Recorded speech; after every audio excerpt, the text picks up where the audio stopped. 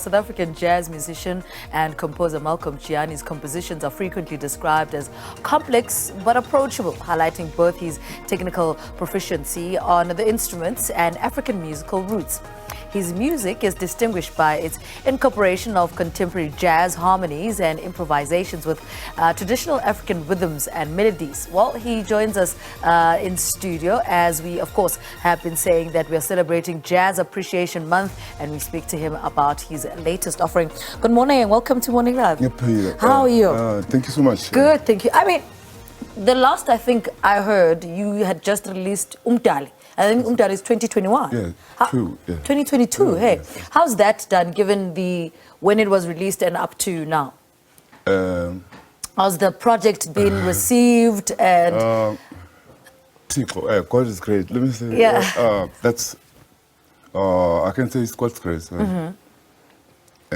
Considering where I was born, where I'm coming from, to where He has put me, I can only say yes. Yeah. God is great. Yeah. And how did the project do? How was it received by the industry and people that love your music? Oh yeah, I mean, to be invited to come and perform to North Sea Jazz Festival, for instance, or Roskilde Festival. These are very enormous festivals out of just one debut album. So that's why I testify that. Yeah. My God, yeah, He's the King. Yeah. So it was well received around the world. So. Thank you. Yeah. Yes, so. Speak to us about your relationship with the trombone and what it is that drew you to this instrument. I started music at a music school called Music Academy of Gauteng in Davidson. Okay. Founded by the late Dr. Chonimekwa. Yes. Yes. Started music at 1997. I grew up in a children's home. So music was really... Or that school, really. That's how I am who I am now. That's where I started the trombone, playing drums, and then playing piano. And then, the rest is blessings, yes. Yeah. And I mean, speak to us about spending time with this giant that is in Tatemekwa, because everybody that experienced Tatemekwa will tell you about how this man was so selfless, and this man was just a teacher from the get-go. Yes. Yeah. If he opened up a music school. Yeah. I believe it's still there. Yeah, it's still there. So that's for me the most precious thing ever as an artist in this country. Our schools, public schools, our schooling system is, I'm just going to say it is embarrassing in this country. And he's a man who God gave him a vision to do that. Yeah. So, that's a blessing to this country. Yeah. Yes. And the next generation, of course. Yeah.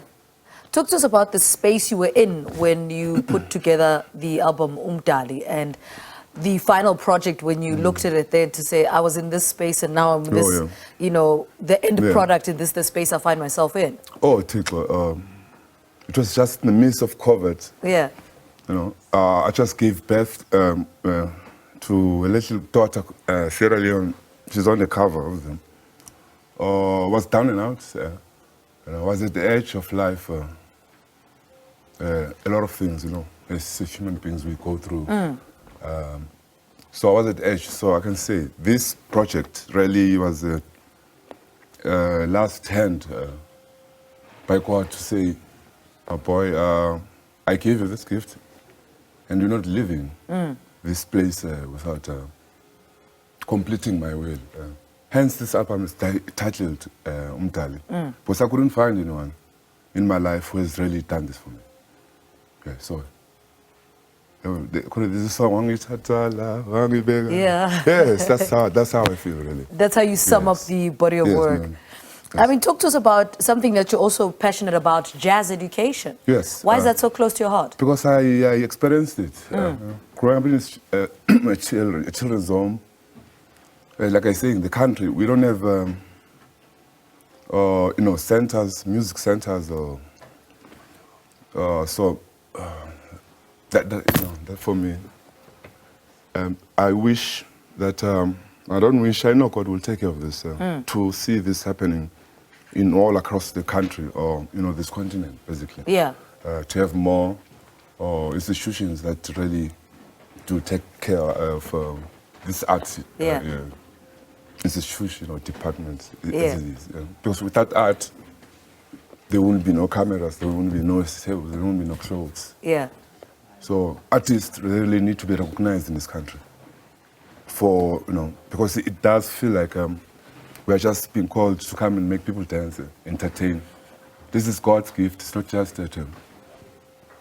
It's not just it's not just dancing.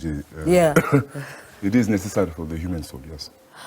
I mean, talk to us about playing in different ensembles, and that's something that's very big in this country, or in jazz in general. You know what I mean? Yes.